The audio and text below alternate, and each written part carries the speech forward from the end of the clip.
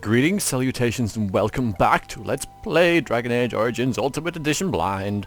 With me, Variax. And Variax. A momentous task stands before you. Gather an army large enough to battle the Darkspawn Horde. There is also the matter of Turnlogain's betrayal. Alistair suggests that you gain the assistance of Earl Aemon, the Earl of Redcliffe. With this help, you may be able to influence the nobles of the Landsmeet to unite against Turnlogain and bring him to justice.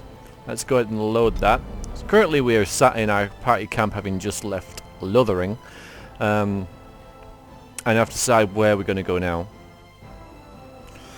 So let's go ahead and do that. I've been thinking about this game a little bit in between recording sessions, and I just want to confirm something as I leave here, but I have a strong suspicion that I'm going to go ahead and I'm off.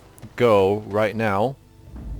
Yeah, so it's very similar to the way that Star Wars Knights of the Old Republic works, because in that game you have a spaceship and you have different planets to go to, and every time you go onto a planet you get to pick the people you are gonna take with you, and I think there's a maximum of 2. It's been a while since I played, so forgive me if I'm a little bit iffy with the details, but and this is sort of working the same way. You have, instead of a spaceship, which would be kind of unrealistic, you have the party camp, and then every time you leave the party camp to go somewhere else, you can decide who you're going to take. The difference being that I don't know where I'm actually going yet. I don't know whether there's going to be another area or not.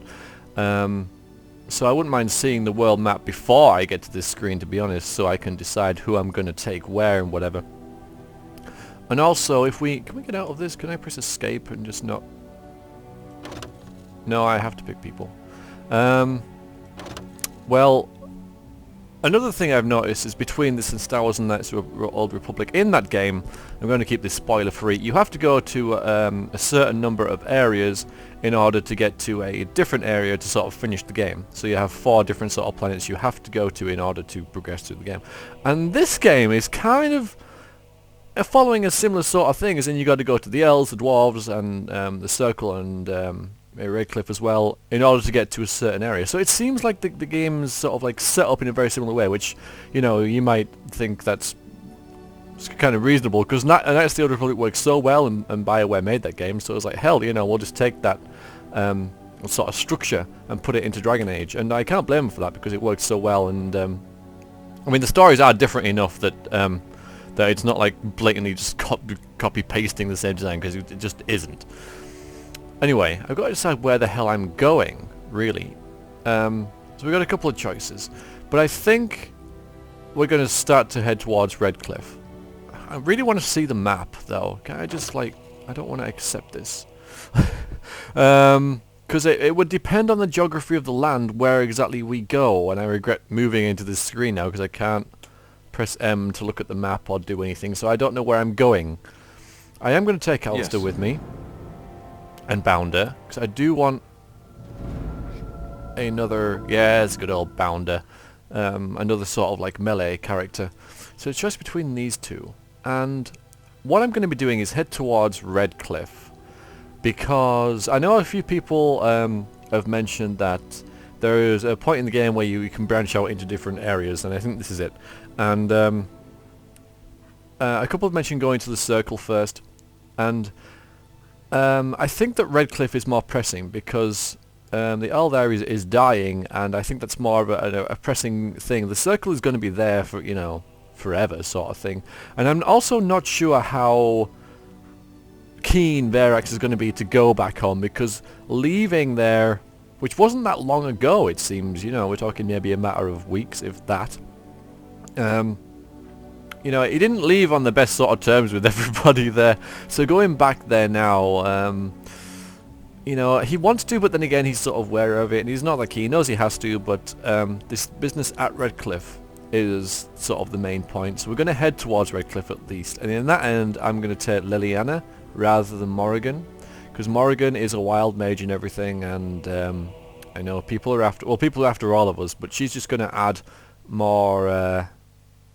issues for us, you know, another set of people, the Templars after us as well, if Morrigan's there. So I'm going to take Liliana. Indeed. who is also, game-wise, a rogue. So I have a mage, 2 fighters, and a rogue. And that seems to be a better party composition now. And also Morrigan's sort of been the wild lot. She hasn't been in cities very much. I'm afraid she might be a bit volatile. And we're not getting along too well with Morrigan right now, whereas with Liliana we are. And I think that because I'm feeling protective of her, I want to keep an eye on her. I don't want to leave her outside, you know, where she can sort of be attacked by bandits and stuff at the party camp, which I'm assuming is where you leave your, you know, you set up camp and then you go into the town sort of thing. And Morrigan's far better at keeping herself, looking after herself than Liliana is. So that's why I'm taking Liliana with her and others, and I'm leaving Morrigan on her own outside the city. That is, if we even get to Redcliffe. I'm just assuming. There we go. This is what I wanted to see earlier. So this is, as well, we're in the party camp, which I think is just like a generic map where the party camp is, but we're basically camped outside Lothering. We got these the Brazilian outskirts, which I don't think we need to go to at all. We have over here Van Loren's lands. I think these are to do with those side quests we picked up, and I will visit them if my character sort of like wanders over there, you know, in the course of things. If there's something sort of down here, then we'll visit there first. Equally, when we get to like Selenahad Docks, we'll probably just visit here as well, because it's on the way. There's the Circle Tower, and if we're here, what's up here? There's Denerim with the Royal Palace. We don't want to go there yet. Frostbat Mountains, I'm assuming, is where the dwarves are. The border with Orlais. Sulker's Pass. To the north, Sulker Pass can shave more than 2 days journey off the journey to Orlais. And there's Redcliffe. Alright, so it makes sense that we're heading down here, and then we can go there, and then there maybe. But yeah, we're going to go to it. I mean, that's easy road to follow, and it's sort of on the way-ish. Maybe we can get like a boat or something. But yeah, Redcliffe Castle, which we can't go to yet. But yeah, maybe we can. Maybe it's just not glowing because it's not new. There's Ostagar, Curia Wilds. So I can't... Can I go back there? Because I do have a quest there. I also... Oh yes, I have a quest for Lothering. Let's just pop back to Lothering first and give these health poultices away to that woman. I forget her name, but I just remembered I have that quest. So let's go and turn that in. It's just like popping back in, you know. Say we just camp outside on the... on the outskirts. We're just going to pop back in and give that back. And also this party composition, we'll put Alistair in the lead here, is a little better for me. You know, we've got our healer stroke buffer stroke AoE here, which I know is a lot of jobs for someone to do. 2 fighters, 1 to sort of absorb damage, 1 to deal it, and a rogue / archer. So, you know, I'm thinking that's a reasonably good setup. Can we get in here okay? I think the one we have to do these health bosses for is down here. Is it you, Elder Miriam? I think it is. Have any luck finding herbs in the woods? Yes, there you go. This will help many people. You're a good sort, you know. Thanks. And that was it. That was all. We got some money for it. Quest completed. Cleared that up. Right, now we're going to leave again and head to Redcliffe. Should have done that earlier, but like I said, if we just camped outside Redcliffe, because we won't camp in here because it's crowded already and some ruffians tried to kill us here, so I imagine we camped maybe a mile outside of Redcliffe or something and then came back in, did that, now we're off again. Minor little deviation there. Look at these turns to bones. That's interesting how that happens. It's a neat little thing. How you come back later and a day later and their bones picked dry by all the wildlife. There's no doubt hanging around. So we gained a bit of money there and cleaned up that quest. And yes, gather my party, venture forth, head to Redcliffe Village. Well, that's a very grim way of looking at how we travel. Fair enough.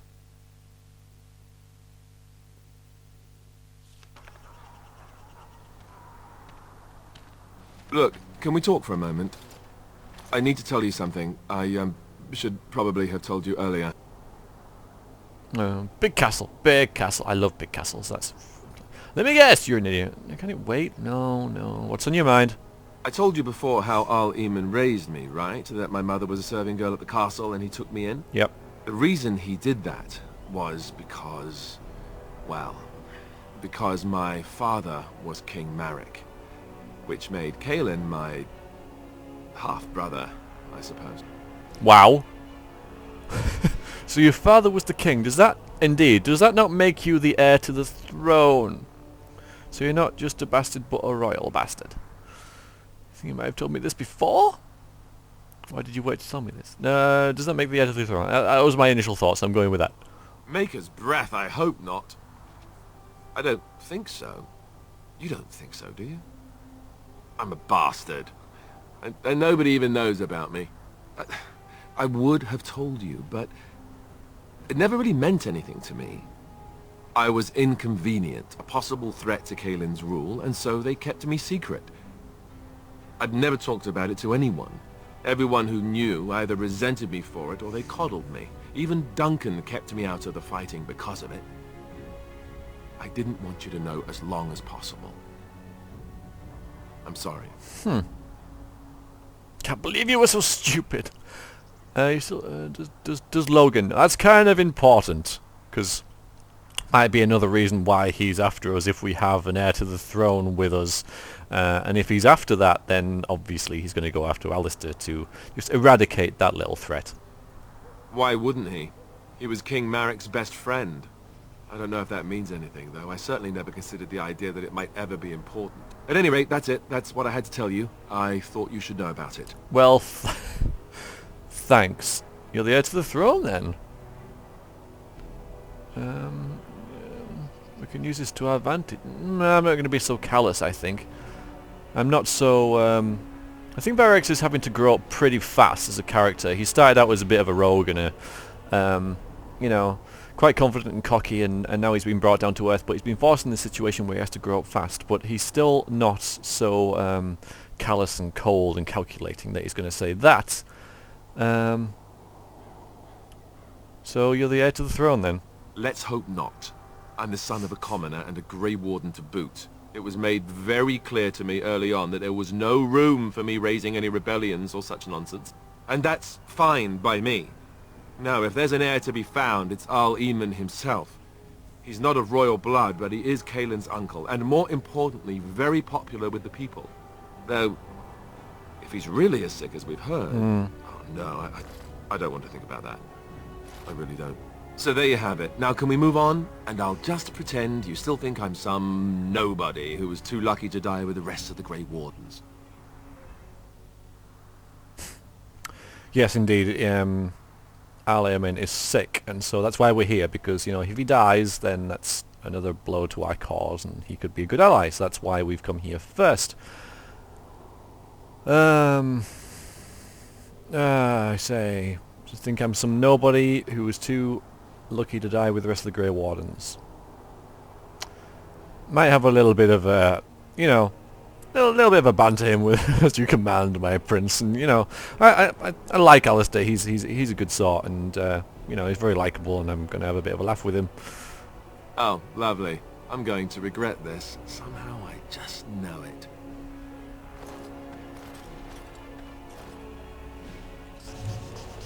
Codex updated. Alistair.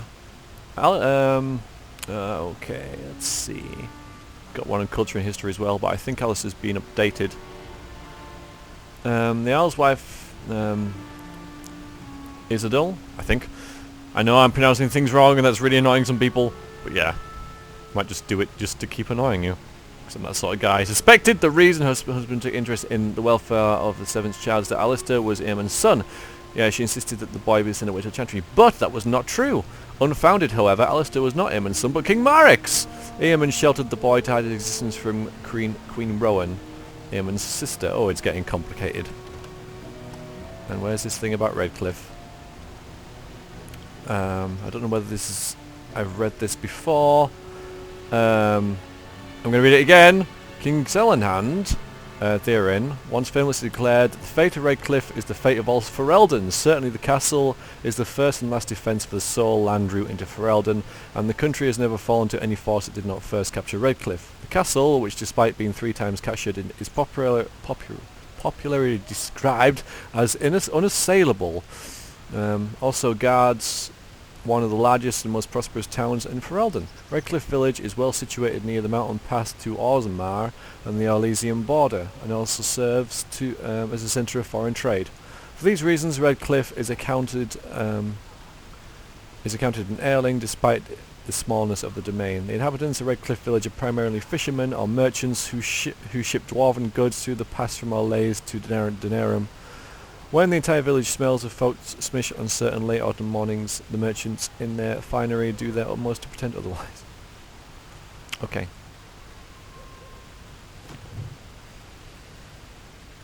Yeah, area unlocked. Right, let's head into Redcliffe and speak to Thomas here. You can go first. You are our kind of party leader because you are the tank. No, I don't think we're going to be attacked, but you never know. Let's have a look at that castle. Marvellous.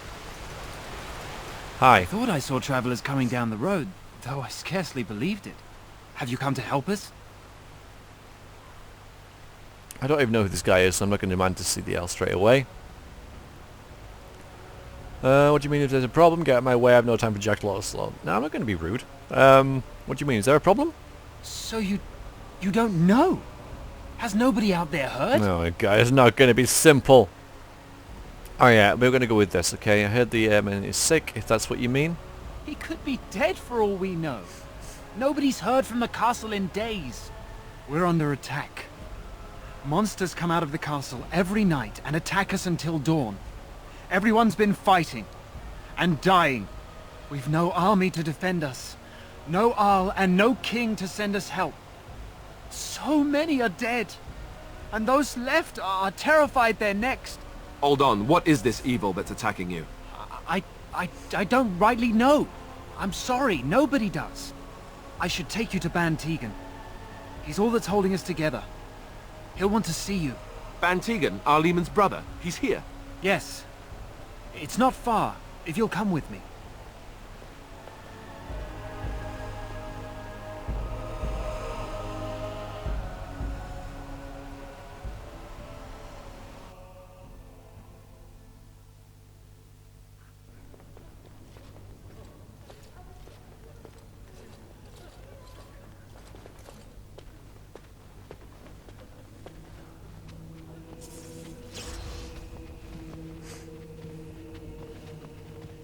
It's Thomas, yes?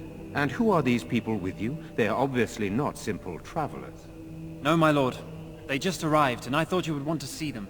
Well done, Thomas. Greetings, friends. My name is Tegan, Ban of Rainisfere, brother to the Arl. I remember you, Ban Tegan, though the last time we met, I was a lot younger and covered in mud. Covered in mud? Alistair? It is you, isn't it? You're alive! This is wonderful news! Still alive, yes. Though not for long if Tern Loghain has anything to say about it. Indeed. Loghain would have us believe all Grey Wardens died along with my nephew, amongst other things. Your nephew? I refer to Cailan, of course. Our sister was Queen Rowan, King Merrick's wife and Cailan's mother. Make her rest her soul. So you are a Grey Warden as well. A pleasure to meet you. I wish it were under better circumstances. You're here to see my brother. Unfortunately, that might be a problem. Eamon is gravely ill. No one has heard from the castle in days. No guards patrol the walls, and no one has responded to my shouts. The attack started a few nights ago. Evil things surged from the castle.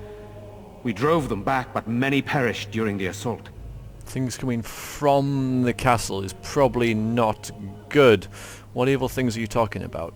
Some call them the Walking Dead. Oh. Decomposing corpses, returning to life with a hunger for human flesh. They hit again the next night. Each night they come, with greater numbers. With Cailan dead and Loghain starting a war over the throne, no one responds to my urgent calls for help. I have a feeling tonight's assault will be the worst yet. Alistair, I hate to ask, but I desperately need the help of you and your friends. It isn't just up to me. Though the Grey Wardens don't stand much chance against Loghain without our Leman. Yeah. Want me to help? You don't know me? Of course we'll help. I'm going to be a little bit iffy about it, but Alistair does make the point that don't stand much of a chance against Logan without Aliaman, which is of course why we're here in the first place, but let's see if we can get around it maybe. I know Alistair, and I trust those he chooses to travel with. What do you say? There we go then. First, let's ask questions. We're not going to go blindly in. We're going to be a little bit skeptical and ask about things. So I have questions. By all means. Yes. Okay. Why don't you just evacuate the village? It's a good idea. I tried. Our one attempt at an organized evacuation resulted in an immediate attack. Yesterday I found out these creatures attack those fleeing on their own, even during daytime. Whatever lies in the castle wants this village dead. So if you try and run away, they surge out and attack. If you stay here, they surge out and attack. What happens after tonight? Once the village is safe, we will try to enter the castle to find the source of this trouble. Right, yeah. Isn't there a way into the... So isn't there a way into the castle to get at the source? The castle is closed to us, its doors barred. We could storm it certainly, but what would that accomplish? Our numbers are too few. We cannot throw men at the castle walls when they are needed to protect the village. I've heard enough. Then you will help us? I suppose so. What happens if I refuse?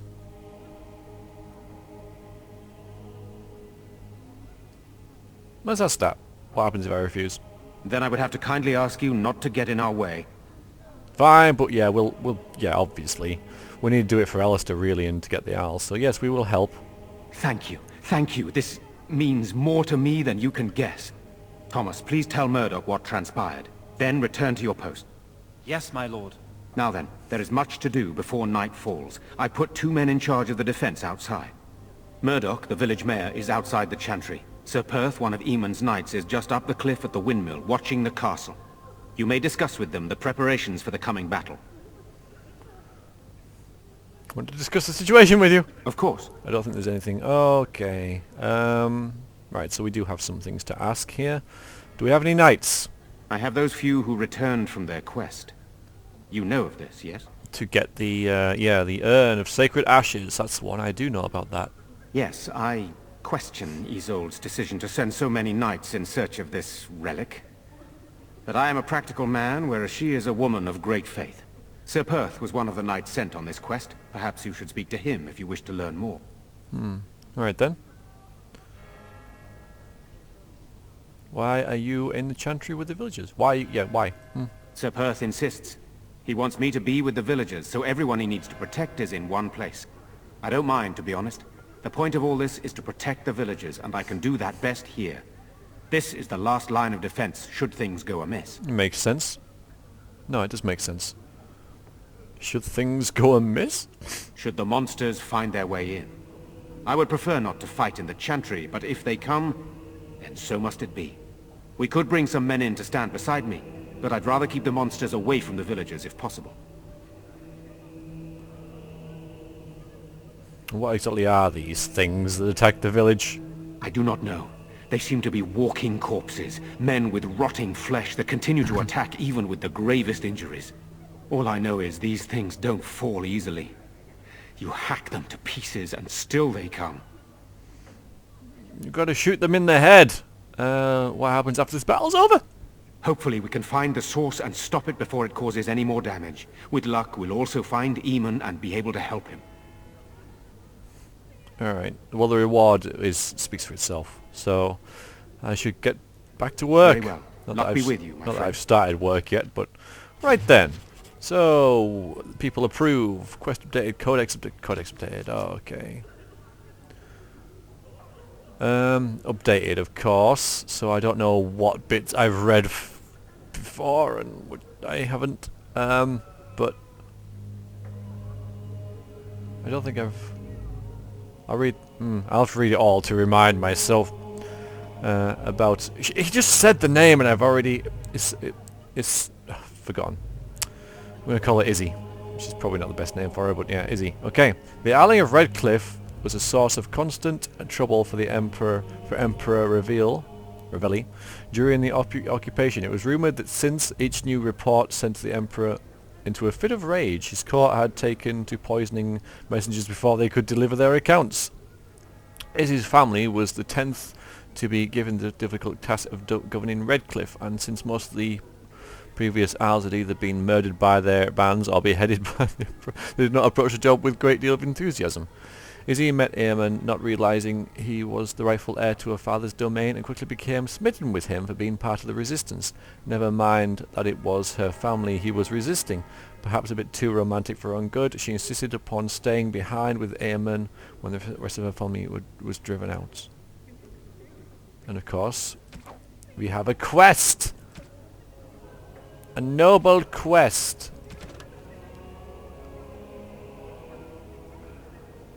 Village is suffering. Nightly attacks from the Walking Dead and Castle Redcliffe is at lost showing no signs of life or activity. Marvellous. So, it's directed you to Sir Perth, who leads the Knights of Redcliffe, and Murdoch, the Mayor, who is charged with the militia. Perth and Murdoch will know what Redcliffe needs to be prepared for nightfall. Okay. So I'm assuming I'm following that on my map. Not that I'm really all that fussed about it. And there's an exclamation mark. Alright.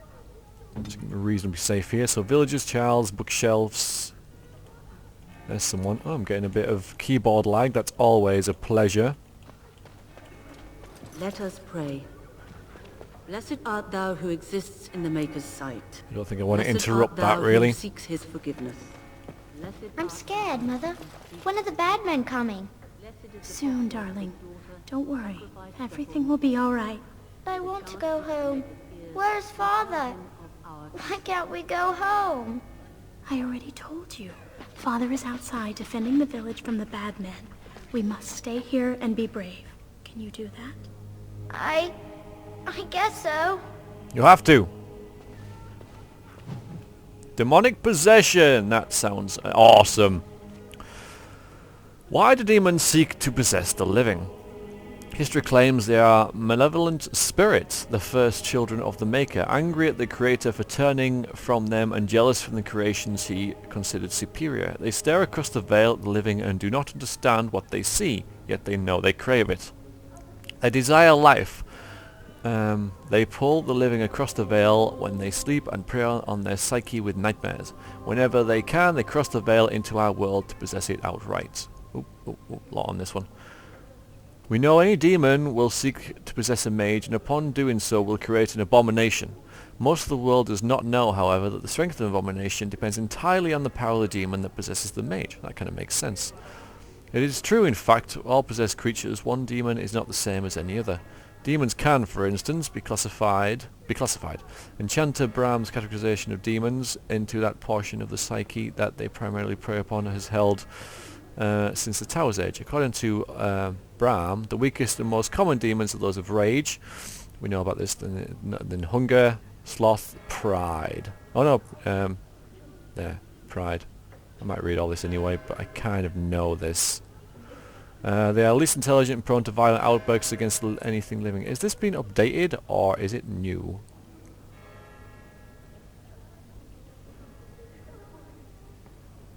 I think I don't need to read this because... I will. They are least intelligent and prone to violent outbursts against anything living. They expand their energies quickly. The most powerful of them exhibiting great strength and occasionally the ability to generate fire. The next are the demons of hunger. In living hosts they become cannibals and vampires, and within the dead they feed upon the living. Theirs are their powers of draining both life force and mana. Next are the demons of sloth, the first on Bram's scale that are capable of true intelligence. In its true form the demon is known as a shade, a thing which is entirely indistinctive and invisible. For such is the sloth's nature. It hides and stalks unaware. When confronted it shows fatigue and apathy. Demons of desire are amongst the most powerful, and are the ones most likely to seek out the living and actively trick them into a deal. These demons will exploit anything that can be coveted: wealth, power, lust, and they will always end up getting far more than they give. And desire demons' province is that of illusions and mind control. Strongest of all demons are that of pride. These are the most feared creatures to loose upon the world, masters of magic and possession of vast intelligence. They are the true schemers. It is they who seek most strongly upon the mages, and will bring other demons across the veil in numbers to achieve their own ends, though what it might be has never been discovered. The greater pride demon brought across the veil would threaten the entire world. Bloody hell. Also we've got, rage, gluttony, sloth, lust, or greed, and pride. 7 sins? Well, most of the 7 sins. A book. Yeah, another book. Why not? New Codex. The calendar. For most good folk, the details of our calendar have little purpose.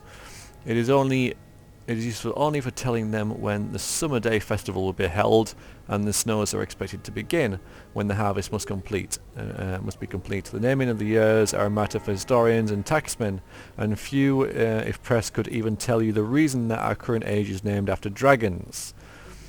It is 930 Dragon Age, the 13th year of the 9th age, the 30th year of the 9th age since the crowning of the Chantry's first divine. Okay. Each age is exactly 100 years, with the next age's name chosen on the 99th year. The scholars in Val Rayo advise the Chantry of the portents seen in that 99th year, and the Chantry authorities pore over the research for months before the divine announces the name of the imminent age. The name is said to be an omen of what is to come, of what people of Thetis will face in the next 100 years. The current age was not meant to be the Dragon Age. Okay. Throughout the last months of the Blessed Age, the Chantry was preparing to declare the Sun Age, named for the symbol of the Alessian Empire, which at that time sprawled over much of the south of Thetis and controlled both Ferelden and what is now Navarra. It was to be a celebration of Alessian imperial glory. But as the rebellion in Ferelden reached ahead at the Battle of the River Dane was about to begin, a peculiar event occurred, a rampage, the rising of a dreaded high dragon. Dragons had been thought practically extinct since the days of the Nerevan dragon hunts, and they say that to see this great beast rise from the frostbacks was both majestic and terrifying. As the rampage began, the high dragon decimated the countryside in its search for food. The elderly divine Faustine II abruptly declared the Dragon Age. Some say the divine was declaring support for Orlais in the battle against Ferelden, since the dragon was an element of the Dufeil family heraldry of King Megrin, the so-called usurper king of Ferelden. Be that as it may, the High Dragon's rampage turned towards the Elysian side of Frostback Mountains, killing hundreds and sending thousands more fleeing to the northern coast. Ferelden rebels won the Battle of River Dane, ultimately securing their independence. Many thus think that the Dragon Age will come to represent a time of violent and dramatic age for all of Thetis. It remains to be seen. That was interesting, because there's been a few about comments about why it's called the Dragon Age, and someone said that it was because of what happened in the last age. It doesn't seem that's entirely true. It's taken into account, but it's also a prediction of the future. There is a book in there. Since we're reading books and she's finished praying.